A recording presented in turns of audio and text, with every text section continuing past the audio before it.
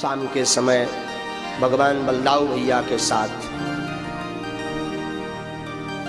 घूमने को निकले। नंद बाबा भी आए, ब्रजवासी भी पीछे से आए थे। तो भगवान ठाकुर जी दाऊ भैया के साथ खेलने घूमने को निकले। घूमने को निकले तो मथुरा वासियों को पता लगा तो धाय धाम सब काम त्यागी, मनहु रंग के निधि लूटन लागी। सब काम त्याग करके ठाकुर जी के दर्शन के लिए सब आए। भगवान भी आए, सबको दर्शन दे रहे हैं ठाकुर जी। तो ठाकुर जी के साथ में जो गोप ग्वाल मथुरा गए थे तो वो सब कहते कन्हैया एक बात बता, तेरी यहाँ से पुरानी पहचान है क्या? सब तेरे को देख रहे हैं। कन्हैया बोले अरे ब्रजवासियों, दरअसल हम बताना भूल गए, यहाँ के जो मामा, यहाँ के जो राजा है ना कंस, वो हमारे सगे मामा जी लगे हो। तो ब्रजवासी आपस में बोले कन्हैया पहले ना है बताओ कि हम मामा जी के घर पे जा रहे हैं। बोले क्यों? देखो हम फटे कपड़े पहनाए, ऐसा जानते कि मामा जी के घर पे जा रहे तो बड़े सुंदर से कपड़े पहन के आते ना। कन्हैया बोले का बताऊं लाला, अब आ गए। अच्छा अब तेरे मामा को गांव है, तेरे मामा राजा है, तो कुछ कपड़ा पहनवाए दे तब जाने। भगवान बोले भैया कर देते हैं व्यवस्था, क्या दिक्कत है। तो सामने से राजा कंस का कपड़ा धोने वाला धोबी आ रहा था महाराज। धोबी जानते हो ना, धोबी आ रहा था, कपड़ों की पुटली लिए हुए, सिर पर रखे हुए पोटली लेकर आया। भगवान ने कहा कि यहां से काम बन सकता। तो ठाकुर जी बोले मामा जी राम राम। धोबी महाराज ने नीचे से ऊपर तक देखा, बोले भैया मैं नहीं पहचानो कौन भांजो है तू। ठाकुर जी कहे नहीं पहचानो, यहाँ के जो कंस राजा है ना वो हमारे सगे मामा जी लगे, तो सबके सब मामा जी लगे ना। धोबी बोला अच्छा हाँ हाँ, कहाँ के हो भैया? अरे मैं वृंदावन को कन्हैया। हाँ भैया तेरो नाम तो सुनो है, तनक तनक तू फेमस तो है को। अच्छा हाँ। ठाकुर जी कहे मामा जी एक काम है। क्या काम है? ठाकुर जी कहे हमारे यहाँ पे साथ में कुछ गोप ग्वाल आए, वो बेचारे कपड़े पहन के नहीं आए, जरा मामा जी दो चार नए किस्म से सुंदर से कपड़े तो निकालो। धोबी ने नीचे से ऊपर तक देखा, बोले तुम गांव के ग्वाल बाल, ये महाराज राजा कंस के कपड़े तुम का जानो पहनना। तो सबरे मित्र ठाकुर जी से बोले ले बढ़िया स्वागत करो तेरे मामा जी ने। हाँ का बढ़िया स्वागत करो। कन्हैया को गुस्सा आ गई हमारे ठाकुर जी को। ठाकुर जी ने 2 उंगली बनाई और धोबी मामा जी के चटाकते मार दी, तो घूम करके मामा जी हो गए गोविंदाय नमो नमः। धोबी मामा मर गए। और ठाकुर जी बोले लो भाई अब अपने अपने मन के कपड़े ले लो। तो सबने अपने अपने मन के महाराज कपड़े पहने, अपने अपने पसंद के। पर वो कपड़े फिटके तो थे नहीं, फिटिंग तो उनकी बढ़िया थी नहीं। एक गोप ग्वाल ने कंस का कुर्ता पहना तो पूरा ढक गया, उल्टा एक हाथ नीचे खिसक लिया। एक गोप ग्वाल ने महाराज पिजामा पहना, पजामा पहनो, और पजामा पहनो तो यहाँ सीना तक तो उसने बांध लिया, फिर भी 2 हाथ निकला रहा।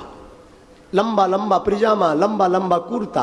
अब फिर भी गोप ग्वाल महाराज सब पहन करके चले, ऐसे पकड़ के, जैसे शादियों में जो दुल्हन होती ना ऐसे लहंगे को पकड़ के चलती, वैसी पकड़ के सारे गोप ग्वाल महाराज चढ़े।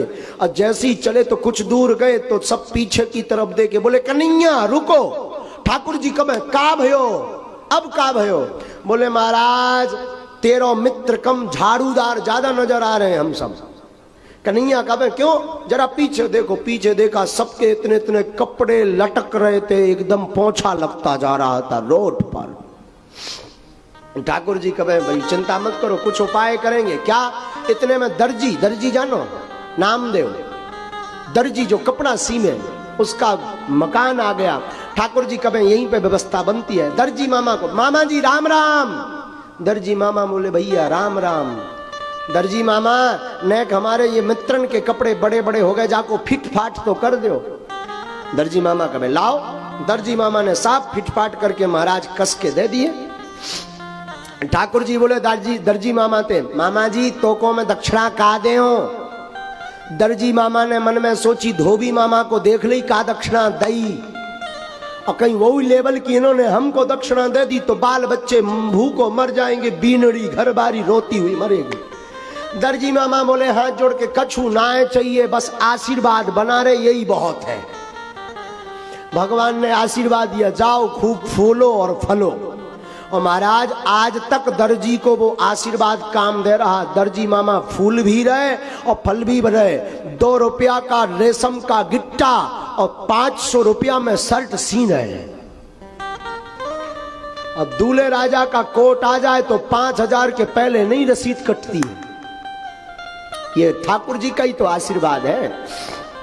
भगवान दर्जी मामा के यहां से आगे चलते तो कुब्जा नाम की 3 जगह से टेढ़ी एक दासी मिलती, जो चंदन लेकर के जा रही थी। राजा कंस की दासी है, वो कंस को चंदन लगाने का काम करती।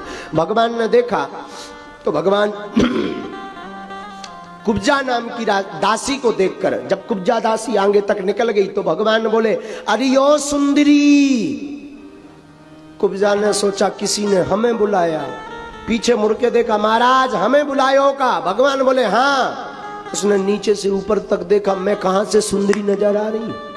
3 जगह से टेढ़ी, ऊपर से कुरूप, पर ये लगता बड़ा प्यारा है, ये सुंदरी बुला रहा, जाना चाहिए। ध्यान दीजिएगा, कई बार व्यक्ति अत्यधिक प्रेम में झूठी बड़ाई करता। तुम्हारा मुंह तो चंद्रमा के समान सुंदर है? बड़ी सुंदर बड़ाई करता, तुम बड़ी सुंदर हो, झूठ बोलता है। ध्यान दीजिएगा, बड़ाई ठीक है, सुंदरता की अपनी प्रसन्नता सुनना कोई बुरी बात नहीं है, अपनी प्रसन्नता सुनो, पर ओवर मत सुनो, ज्यादा सुनना घातक होता है। सुंदरी सुना, लेकिन भगवान जो भी कहते हैं झूठ नहीं बोलते, भगवान वो करके दिखाते हैं। ठाकुर जी ने बुलाया, कुब्जा नजदीक आई, महाराज मुझे बुलाया? हाँ। सुंदरी तुझे बुलाया, कौन हो तुम? उसने कहा, दासम्याम हम सुंदर कंस संमिता, त्रिवक्रानाम अनुलेप कर्मणि, मति भावितं भोजपतेरति प्रियं विना, युवाम को अन्यत मस्तिदहर्हति। महाराज मैं कंस की दासी हूं, मेरा नाम श्रेरंधी है, और महाराज कंस को मेरे हाथों का चंदन बड़ा पसंद है, वो रह नहीं पाते। अच्छा, भगवान बोले हमारे भी चंदन लगा दो। कुब्जा ने भगवान के माथे पर चंदन लगा दिया, गोप ग्वालों के माथे पर चंदन लगा दिया। भगवान खुश हो गए। भगवान ने उस कुब्जा के पैर के ऊपर अपना पैर रखा, एक हाथ यहाँ लगाया, एक हाथ यहाँ लगाया, और भगवान ने एक झटका मारा तो जो 3 जगह से टेढ़ी थी वो सीधी हो गई और सुंदर रूप लेकर के प्रकट हो गई। भगवान ने कुब्जा पर कृपा की।